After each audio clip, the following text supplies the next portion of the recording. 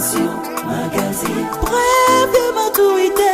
Dimension Magazine. La traçabilité de la sagesse, de l'intelligence.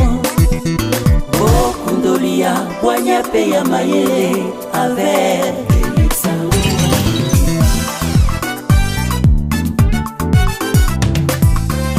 Dimension Magazine. Pour recevoir toujours de célébrités. Dimension Magazine. Balais à côté, balais à passion. Sois le bienvenu, il suffit de nous contacter. Dimension Magazine. Au moins, il y a pengui, il ne faut pas dire. Ça peut être poussé par un esprit, il y a déviation, et aussi c'est orgueil. Mais nous, en tant que des pasteurs, en tant que notre collègue,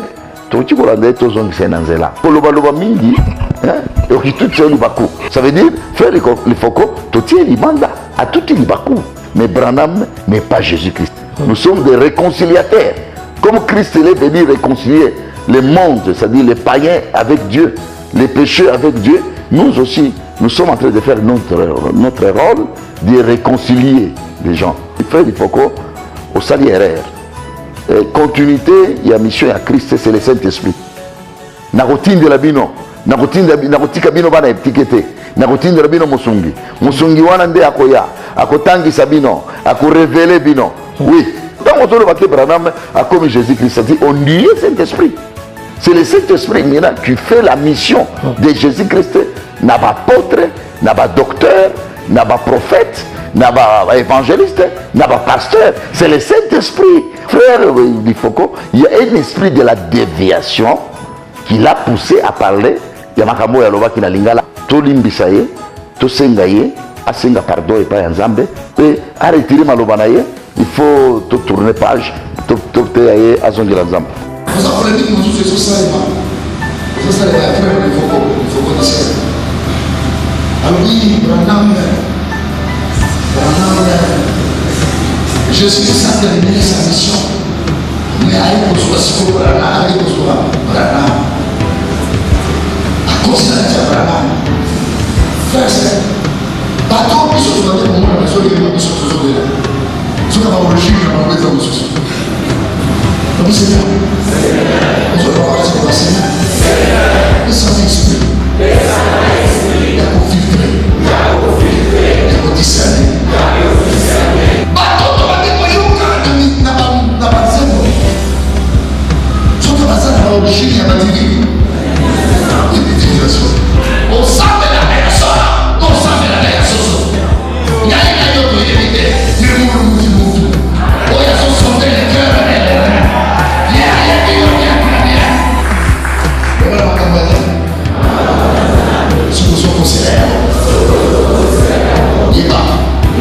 Un jour, ça va comme ça pour eux.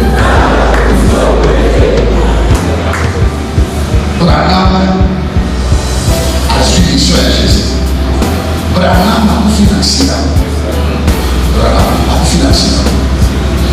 Je respectais Branham, oui, que c'était un prophète.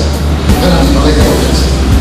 Mais à cet accident, malgré tout, onction a fait la vie. Assez compliqué. Si Branham, il y a des gens qui sont sur Jésus, je vous laisse un accident. Allez, à votre amour.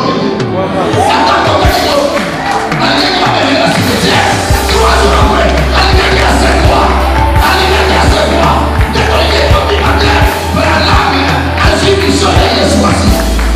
Alors, on lit fou, on lit la guerre. Vous me regardez comme Jésus. N'a pas d'allié. Yesu aza na kolege ya grâce.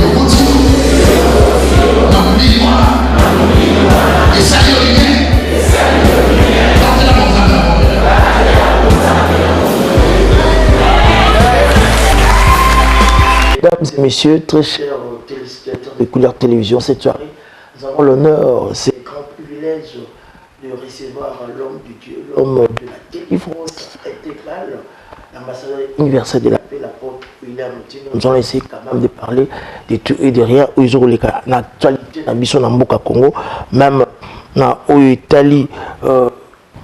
Profil de l'apôtre William Moutinho, ça sera quelque chose de bien. Installez-vous très confortablement dans vos fauteuils parce qu'on est là pour investir dans vous. Kotonga, Nakati, Nabino. Un grand merci à toute la grande équipe de Couleur Télévision, à notre PG, M. Dumassan Boma, M. Nicolas, le directeur du programme pourquoi pas, à Chika Mamba, le réalisateur de cette émission. Merci au coordinateur de cette émission, Beloti Kaliki en face du monde. Merci à Chantal Mbenga, Arsène Wallace, tout pour Azanabiso, Ras Kaputala, Bazo Ranabiso, pour assister dans le Salama, pour te présenter le Salama, et c'est Madame.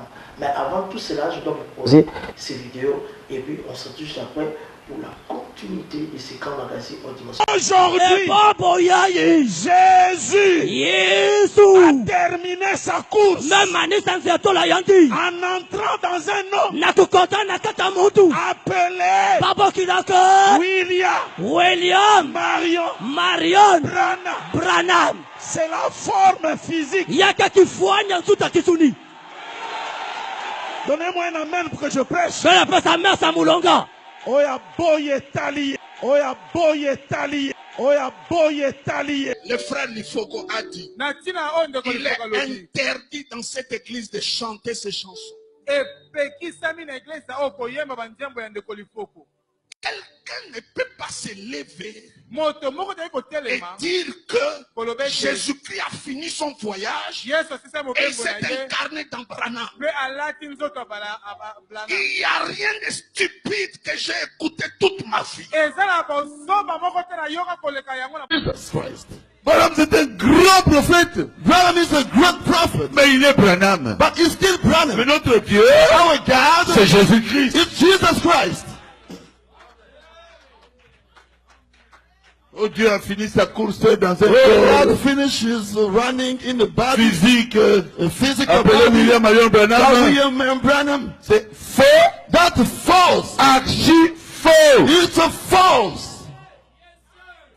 Là-bas, tu peux comprendre entre il faut codiciel, le révérend Jean Bosco Kindomba, l'apôtre William Moutinho, Albert Kakeza, Nandé Bomoli, on a étalé l'image jaune. On a tout à l'heure, et puis tu relevé la maram. Oh, Bomoli, on a image jaune concernant l'évangile et l'évangélisation de l'église métagique. À qui j'ai dit bonsoir papa.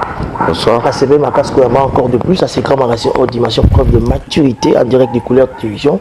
Nous sommes suivis maintenant là, actuellement, dans le monde. Ça nous fait très très plaisir. Dans le là, on ça monter la bande de tout oiseau à l'instant même, dans Kinshasa, en Afrique, et puis dans Beach One de télévision, dans Los Angeles, dans Bruxelles, partout où ils allaient, dans les réseaux sociaux, où ils allaient dans bouquet Aurora, dans les au Monoboye, au encore de plus au Bénin étant de Panama. Merci beaucoup na Couleur Télévision. Na salué Olivier, Massadingo, comme PDG. De Paris, oui.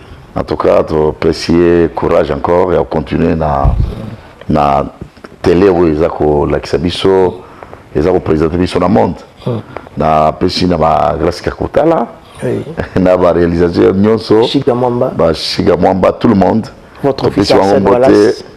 Na kobo sanate Arsène Zamba Pambola Bango na baonye sozo landa biso na ba plateau ici ka bazali na bandako partout dans le monde Zamba Pambola Bango topesi bango mbote. Merci Thomas William Moutinho et salut ce plaisir à tout aussi parce que ce que je yamba émission les à la baisse trop ba benga rabiso ba komela rabiso et ba ki saka feedback ya ko sangalate parce que na vérité o na etando ike et ça malamu mingi pour la biso ni ça la confiance à apôtre William Moutinho au banga c'était na ba risque oyo lobaka au banga c'était na maloba o misara na monoko na yo c'est la vérité vous parlez seulement de la vérité. Non, moi je suis un pasteur. Naza pasteur, naza apôtre. Oui. Naza apôtre, naza la casquette d'abord et à liboso naza pasteur. Naza apôtre, naza responsable munene ya église, communauté munene. Zambatinda ngana la vérité. Beaucoup ngana tangaka et ça permet ngana la vérité. Il faut le bénéfice de la vérité. Parce que oui, nanga eza oui, non nanga eza non. Il faut dans le bas, on a défendre la Biblia. Basali Nzambe nyonso na Bible, na histoire. Bakufa pour la vérité. Bâtir la vérité. Parce que la vérité, biso to lobeli yango te. Nana ko lobela yango na mokilo. Il faut biso to lobela yango. C'est comme un militaire. Ceux qui a bondi bitumba te nana ko bunda na place na ye. Si ça arrive à kufa na masasi, à kufa na masasi. Parce que c'est un engagement na ye na nation. Biso pe na maloba Nzambe. Il faut tout la vérité. Bakimbango ba la vérité. Ceux qui va boma bango pour la vérité. Mais le coup meilleur après. Ba honoraka mako honoré. Biso pe il faut tout la vérité. Et pour la kolonga la batu na péché. Voilà autour de Kikolo. Merci Thomas William, apôtre William, ambassadeur universel de la paix. Félicitations et bravo pour la prédication.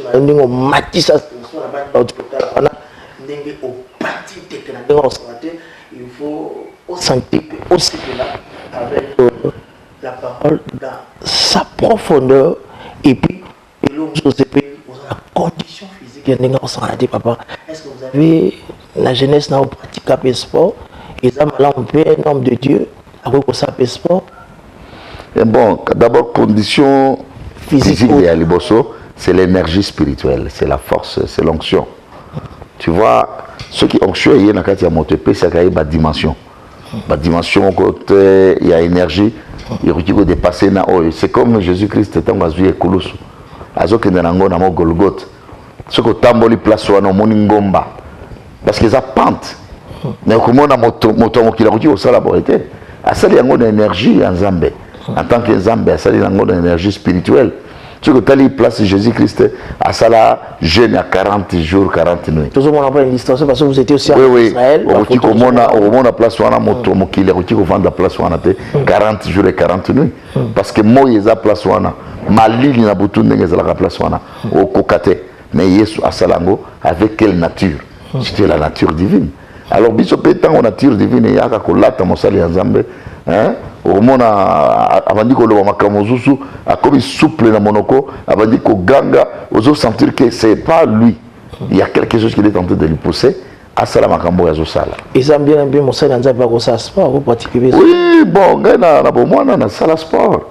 Gana na zaki moto ya taekwondo. Na sala taekwondo depuis l'âge de 11 ans. Jusqu'à 17 ans. Non, il faut Batchuki.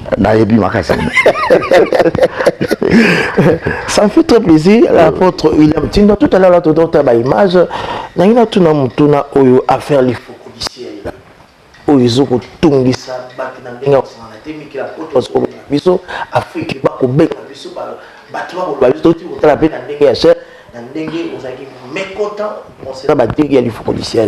est-ce que c'est vrai parcours de la personne divine qui est Jésus-Christ? Mission et Soukaki, na prophète William Marion Branham, Jésus-Christ, la personne divine, il était incarné à ces grands prophètes-là. Non, non. Ils ont démagogie. Nous sommes les enfants de la Bible. Nous ne sommes pas des pasteurs parce que tu as outil quelque part. Nous sommes des pasteurs parce qu'on vient de la Bible. Na tango tondimé la nzambe to botama te to zala ba pasteur. To botama da ki pasteur te. To longoli ki pasteur na Bible. Parce que to yamba Jésus-Christ comme Seigneur et Sauveur. To landa parcours ya Bible pour tout comme à niveau ya pasteur. Au monde na Congo to zala problème parce que chaque chanteur a zala pasteur. Kozali kozwa inspiration ya koyemba comme ba frère l'effort du ciel. Parce que Abeti Libaku na monoko. William Marion Branham. C'est la forme physique. Yaka kifuanya tout à kisuni.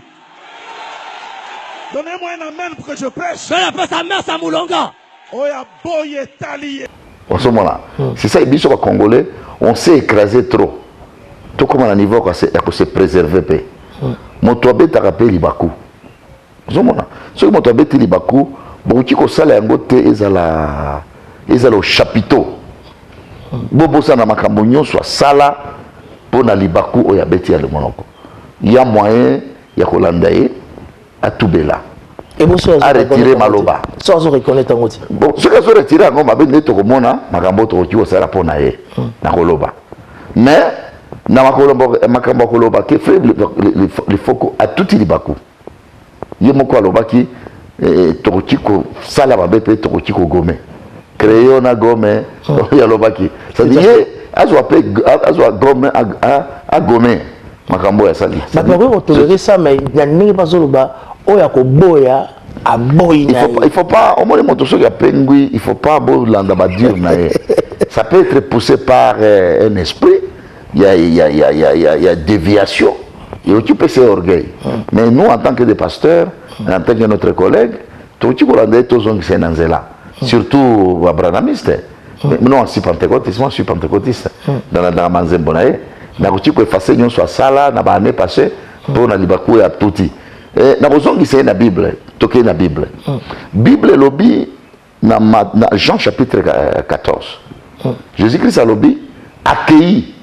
akotindela biso Saint-Esprit c'est-à-dire oyo azosala achènement oyo azosala azwi place ya Christ oyo asali continuité ya Christ ce n'est pas une personne eza moto moko te c'est plusieurs personnes parce que tozali l'ancienne alliance na nouvelle alliance ozomona mingi babranamisi base focalisaka na Malachi que nzambe akotinda esprit ya Eli ce n'est pas un individu parce que Eli avant azala esprit wana ezalaki nzambe atindaki esprit na incarnation ya Eli aye kotinda yango lisusu na incarnation ya Jean-Baptiste esprit wana lisusu ezali réservé soki nzambe atindaki yango na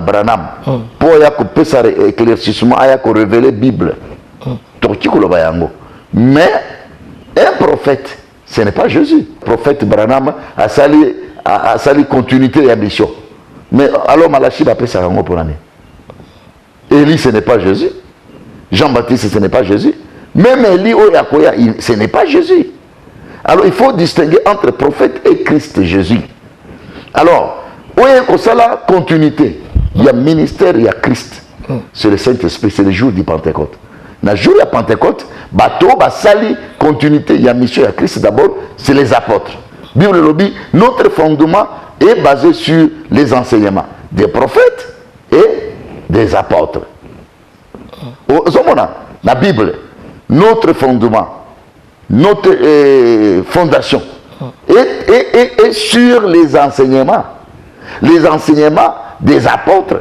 sur Éphésiens chapitre 2 verset 20 il y a comme deux choses les enseignements des apôtres et des prophètes c'est lui Christ c'est lui qui fait les apôtres et c'est lui lui-même qui fait les prophètes c'est-à-dire lui Christ ça veut dire ce qui est frère Lifoko alingi aloba frère Branham a commis Jésus si on dit que prophète Branham il est prophète il a été envoyé par Christ tout à fait comme Jésus-Christ il avait envoyé encore les apôtres c'est les deux enseignements les apôtres et les enseignements c'est là où il y a les fondements de l'église ça veut dire frère Lifoko totie limanda à tout Libakou. Vous êtes en train de reconnaître que le prophète William Marion Branham, c'est un grand prophète. Le prophète Branham, c'est un grand prophète. D'abord, le prophète Branham, c'était un homme qui n'a pas beaucoup étudié. Mais quand le prophète Branham il parle, c'est comme un philosophe. Tondimi, il y a une église, assemblée de Dieu.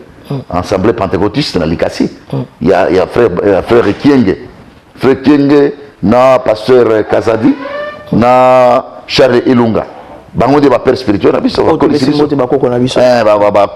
alors bango de babande obenga ba branamiste na église na biso ya ba pentecôtiste babande obenga bazako ya côté ya biso alors pour moi les branamistes d'abord ce sont des pentecôtistes le branhamisme et le pentecôtisme Branham véritable c'était un prophète c'était un pentecôtiste c'était un homme rempli du Saint-Esprit tu ne peux pas l'écarter dans le pentecôtisme mais moi j'accepte Branham c'est un prophète de Dieu un grand prophète, un messager de Dieu. Mais Branham n'est pas Jésus-Christ, il n'est pas Jésus. Branham a sali mission, il y a qui prophète, parce qu'il a été envoyé, parce qu'il a été rempli du Saint-Esprit. Merci beaucoup Thomas William, apôtre William Tindwa. Total père spirituel, avant de la vidéo, alobi, notre Dieu c'est Jésus-Christ. Mais William Branham c'est un grand prophète. Branham c'est un grand prophète. Branham is a great prophet. Mais il est Branham. But he's still Branham. Mais notre Dieu, our God, c'est Jésus-Christ. It's Jesus Christ. Voilà, le révérend Baroutika sur la bande de son monde, il a une station. Et puis le révérend Jean Bosco Kindomba Abi. Quelqu'un ne peut pas se lever et dire que Jésus-Christ a fini son voyage et s'est incarné dans Branham. Il n'y a rien de stupide que j'ai écouté toute ma vie. Chico, étant que apôtre William Tindwa, Thomas William Tindwa, parce que la massacre la plateforme la plateforme aux ABT. Du coup, il faut clore affaire si un conseil à donner, il y a des ciel. Au qui barouti, au qui casse, au qui va pasteur, ils ont posté qui nomma. Na côté na yo au il y a une décision na côté na yo aux unis. Tous les calistines, il y a malam au lobby pour te boxer. Tu vois, Bible lobby, qui es-tu pour juger mon serviteur? Ça c'est aussi. Maloba, oh, et biso Congolais na uti kolobango. On s'est cassé trop. Tomi bomi trop. Ba Congolais c'est parmi ba pères de réveil na Congo, na Afrique. Les pères de réveil. Aïdi Nabal. Aïdi Nabal c'est un collègue. Il y a prophète Idaosa. Les Nigériens va garder réveil na bango. Les Nigériens ils savent soutenir. Les Nigériens Kozali va fausseté et belé. Mais ils ne se cassent pas. Baza ko se conseiller. Biso na ba Congolais. To comme une culture mabé.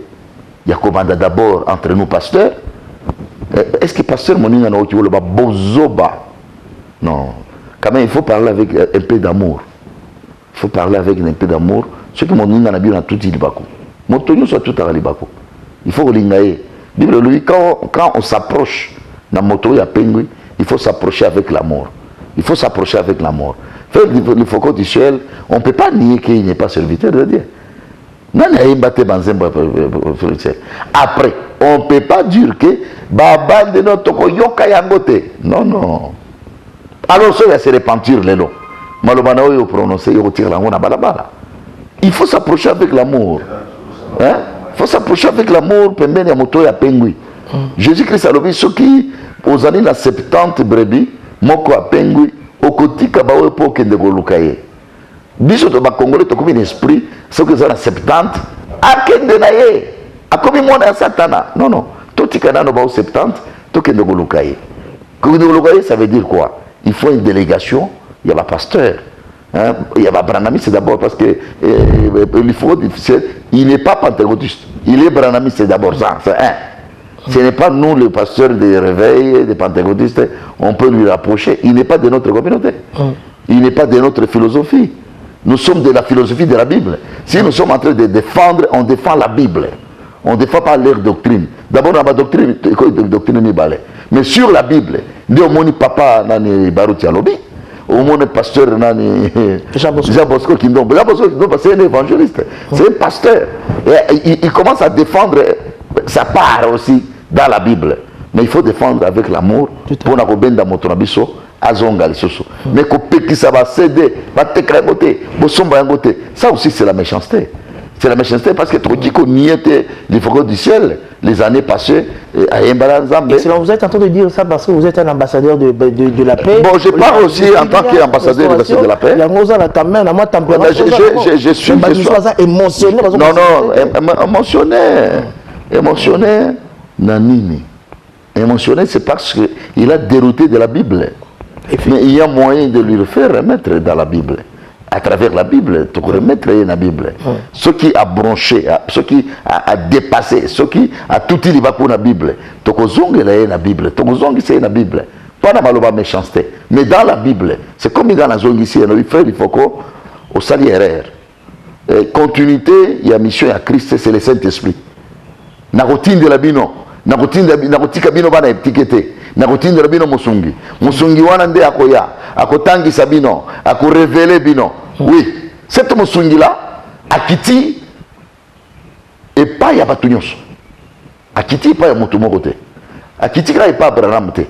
C'est-à-dire tant ozoloba ke Branham akomi Jésus-Christ, c'est-à-dire on nie Saint-Esprit, on nie Saint-Esprit oyo frère Branham abandi osala na yango. Qui l'a envoyé cet Saint-Esprit? C'est Jésus-Christ, c'est Jésus-Christ. Jésus-Christ a eu les sous-soutés qu'on s'incarnait dans le bateau. Non, non. C'est le Saint-Esprit qui est venu maintenant. Ça la continuité. C'est le Saint-Esprit maintenant qui fait la mission de Jésus-Christ. N'a pas apôtre, n'a pas docteur, n'a pas prophète, n'a pas évangéliste, n'a pas pasteur. C'est le Saint-Esprit. On y est engendré 5 ministères, n'a 9 dons. C'est le Saint-Esprit, ce n'est pas personne à moto, non.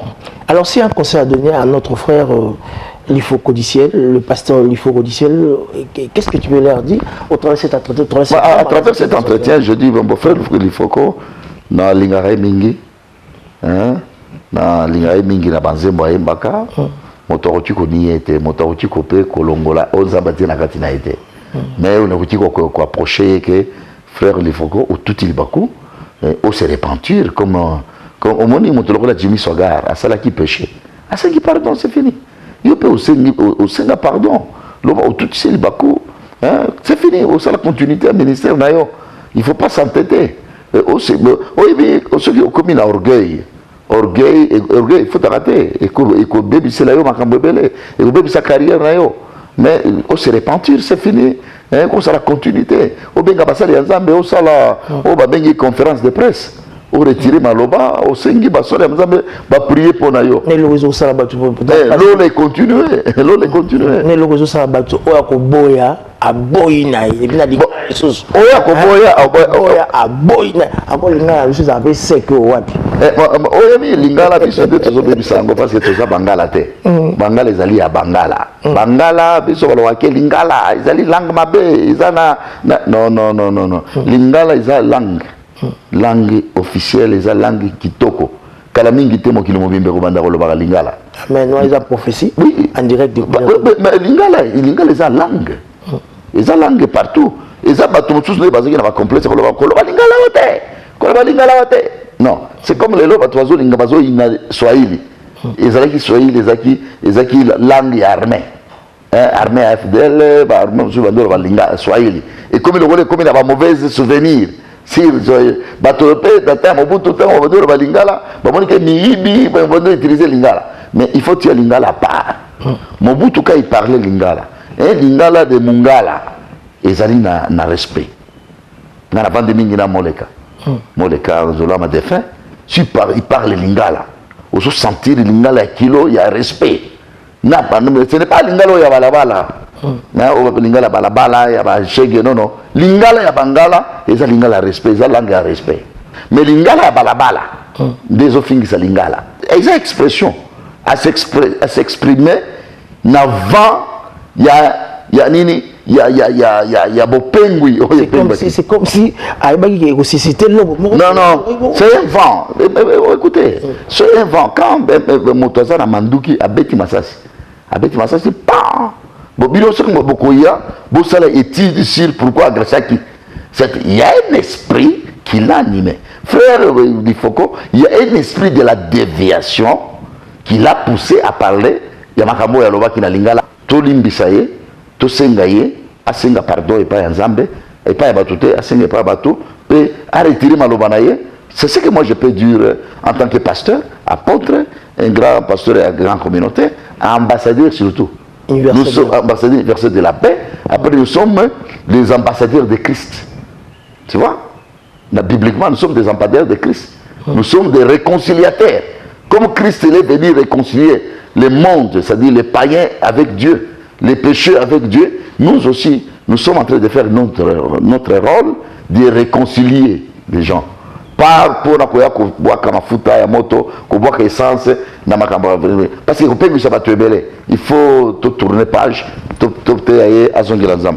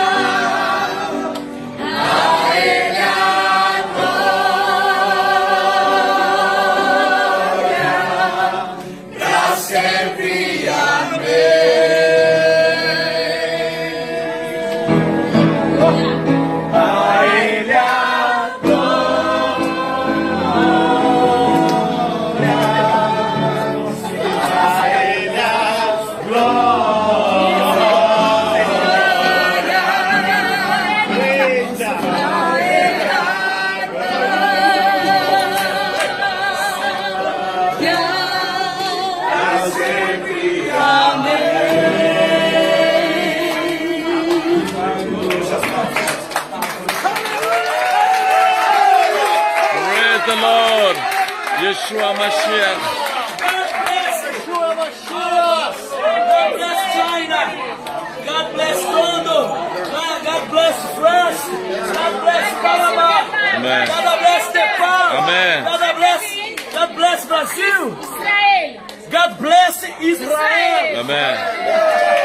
God bless Jérusalem. Amen. Merci, apôtre William Tin, ambassadeur universel de la paix. Merci de votre assistance. Le patriarche Charles Ilunga qui nous assiste au travers de ce grand magazine haute dimension, preuve de maturité, j'espère bien. Vous avez écouté, vous avez qui, papa, Thomas William Tin, Oya Koloba,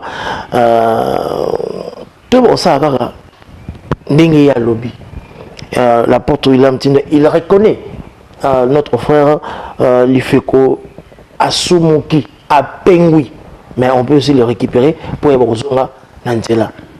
Papa, nous avons une casquette au Yozali, ambassadeur universel de la paix. Selon les autres nationaux, les Ambo Canabiso, vous êtes là, à part l'église, vous êtes en mission partout, en Afrique, dans nos provinces, à l'extérieur ou à l'intérieur du pays. Partout, qui met en Mboka Congo ici, parce que comme ça, on a besoin de soumettre à Kenya au Pessa. Mais qui est le soutien dans Mboka Congo? Après expulsion en Brazzaville, cette fois-ci, c'est l'Angola. Qui met à Tamukete, na base bazomo la image ya ça na pharmacie na zo ko débat pour la santé, mais ba côté ba bête ba bomber sur place. Et ça la passe au Saranate. Bandeko na biso o bazo ba pièce d'identité o benga ngo la billette et comme so ba moni billette ba tunso ko lo bien te ko mboka no bien te malko za na billette bazo ko arracher bazo ko zongisela ba congolais na mboka na biso. Apôtre William, pourquoi les congolais tous éliminés partout mais ni surtout za na mboka na biso na koloba absence il y a vraie politique dans le pays. Absence de vraie politique à pays, manque de crédibilité, il y a autorité du pays, c'est-à-dire il y a gestion, il y a pays dans le sens normal, et bandit qu'on engendrait. Oui, mais ceux qui osent battre là-bas dans le malamouté, n'a pas toi là-bas, là-bas, qu'on voit qu'il y a un gomaï. Parlons de gouvernement.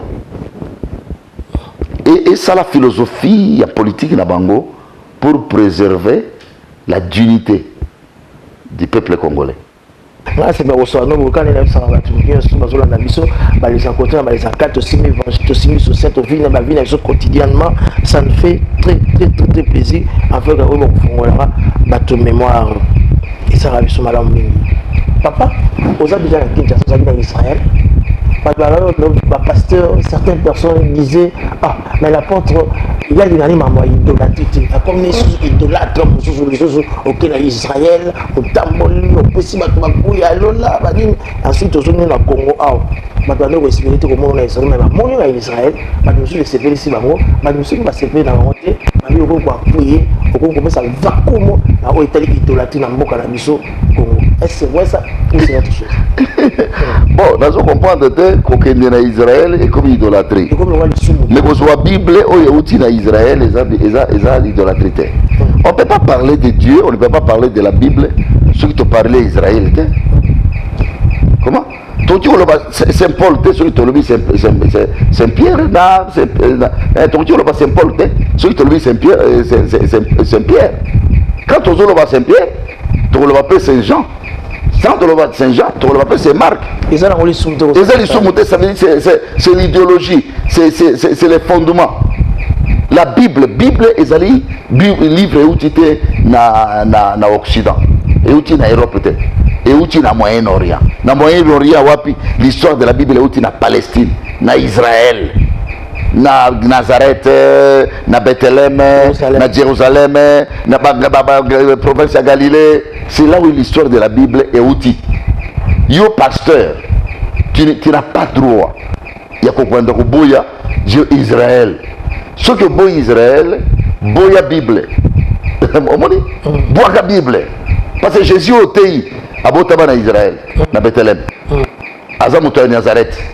Vous voyez Bible aux Aliwana, fondement na yango et outil na ba Israélien. C'est ça. Bible lobby les salis viennent des Juifs. C'est-à-dire, on a raison que et puis ça n'a pas si. Et puis ça n'a pas si un pasteur à le Babylone. Ce n'est pas d'autres films de médiocrité. On médiocrité. Et ça passe au pasteur, ou dans la Bible, ou Israël, c'est quoi? Mais quand même, un pasteur, soit sérieux. Sois sérieux. Si tu le dis dans le dictionnaire, il faut te respecter. Si tu le dis dans la Bible, il faut te respecter la Bible. Et là, on est là, ils ont l'origine. Même les lambas, là, ils ont l'origine. Ils ont l'origine, il y a italien, il y a français, il y a espagnol. Quand même, la Bible, ils ont l'origine. Respecter les fils que ça. Mon côté, à Kosayo, au moins, aux Angimbongo. Ceux qui ont Angimbongo peuvent vendre qui quand même. Aux Angimbongo, pour qu'ils aient Jérusalem. Kende na Israël, mon toit kosayote. Na kende qui na Israël, na kende koye parce que je suis en train de prêcher. Je ne peux pas commencer à prêcher seulement na ba écriture. Il faut na toucher. Il faut na mona. Quand on a solo na montagne ya Galilée, il faut na mona yango na moni yango. Na tangi la Bible mer morte na moni yango. Na tali si Jordanie na moni yango. Na moni montagne ya Carmel na moni yango. Na palper pour que na tika la te côté à histoire. Mais n'a pas le histoire. Voilà, en tant que prédicateur, en tant que sociologue, en tant qu'apôtre, il faut n'a palper, n'a l'obate que la spiritualité, la spiritualité. N'a qu'il ne palper, on a mon la spiritualité, on a tant la Bible, n'a qu'il ne palper. C'est tout à fait normal. D'abord, dans mon kili, la science. Ce qui va me mettre une machine, machine et outil de fabrication dans Japon. Comme au Japon, dans l'industrie, pour que vous palpez, non, ça la tiango. Biso pe industrie, biso c'est la Bible. Il faut la kende kotala et outil wapi et banda wapi, na kende kotala yango. C'est normal, c'est classique. Merci Thomas William. Donc, nous chutons déjà vers la fin de notre émission. Après Égypte, Jérusalem, vous avez l'invitation ébélée ici dans le Tanzanie, au Tour d'Afrique, dans Kenya, Nairobi, partout dans le monde. Bazo c'est là on a ndenge on s'en raté. Bandegwa autant na Kenya, bandegwa autant na Tanzanie, bandegwa autant na Afrique mouvement au travers cet entretien. On réclame un parcours nous autant en Afrique parce que votre fils Freddy Kayim le prophète Oyo Tchakebi Maboko le lobo tomboli a considéré l'Afrique de l'Ouest à Zongolanda à travers cet entretien tu aussi manini.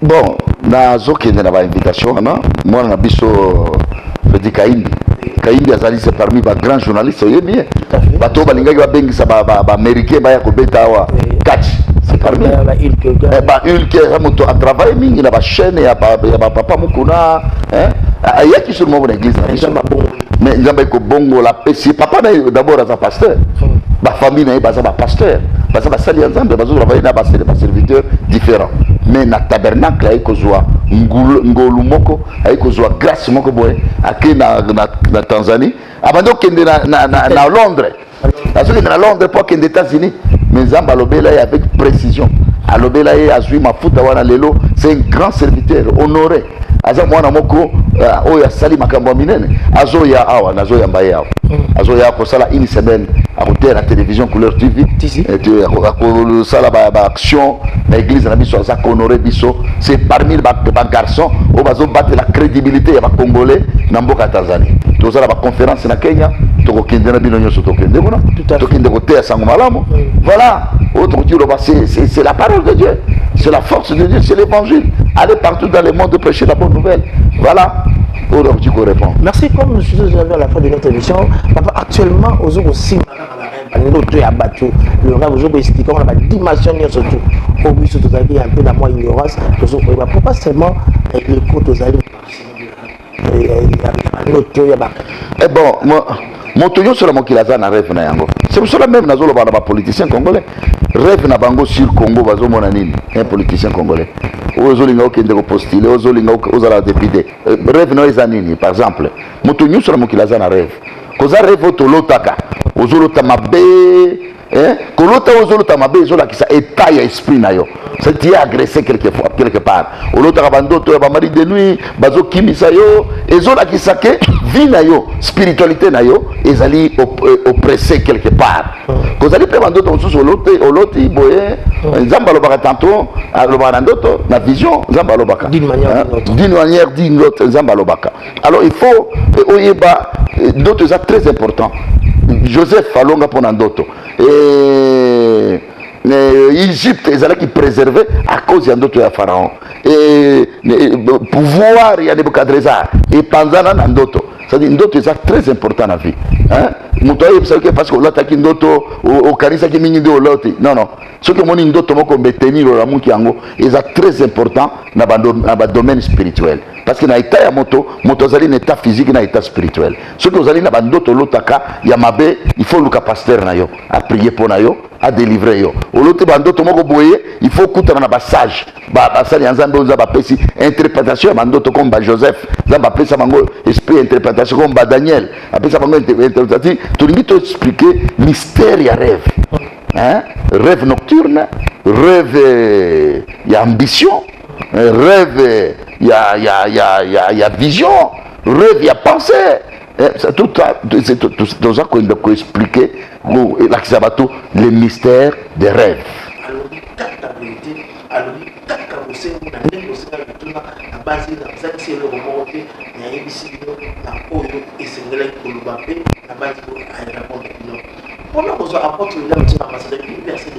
Numéro où ils en ont sur là.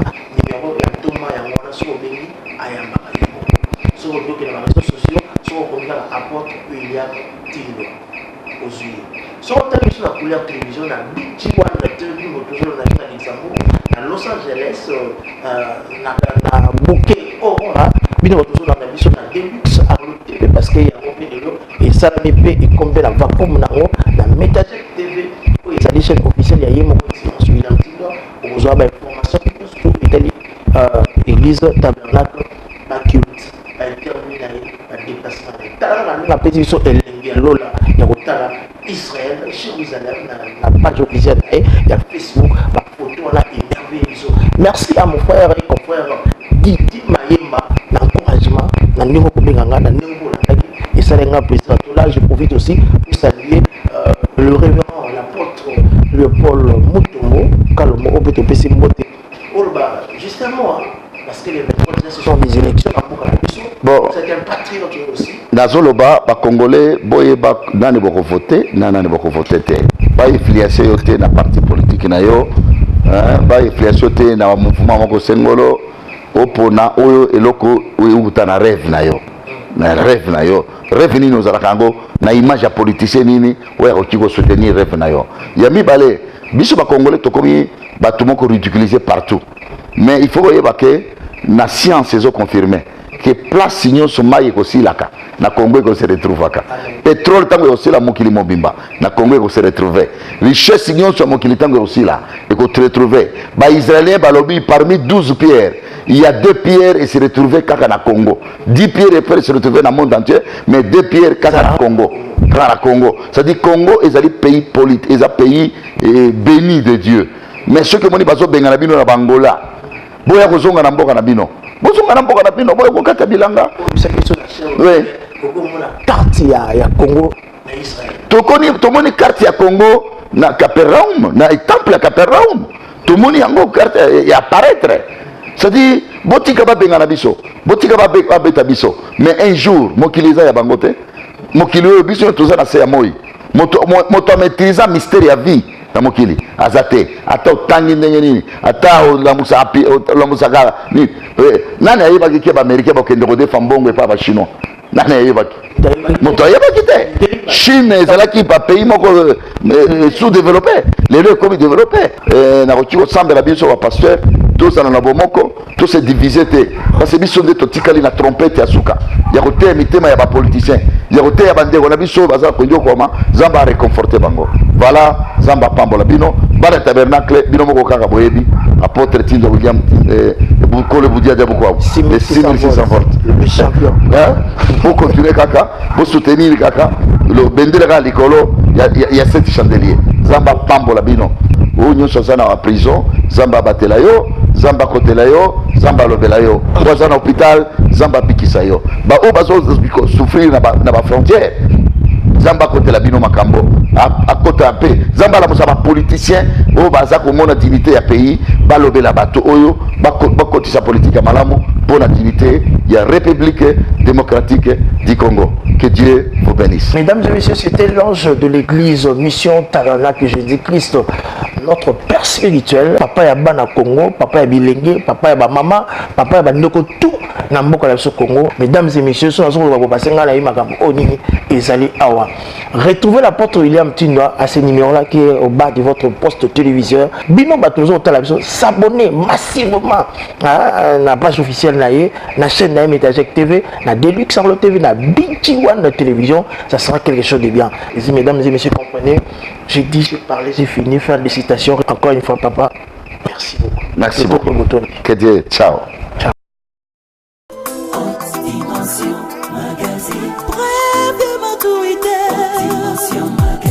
La traçabilité de la sagesse, de l'intelligence. Bokundolia, Boigna Peya Mayele, avec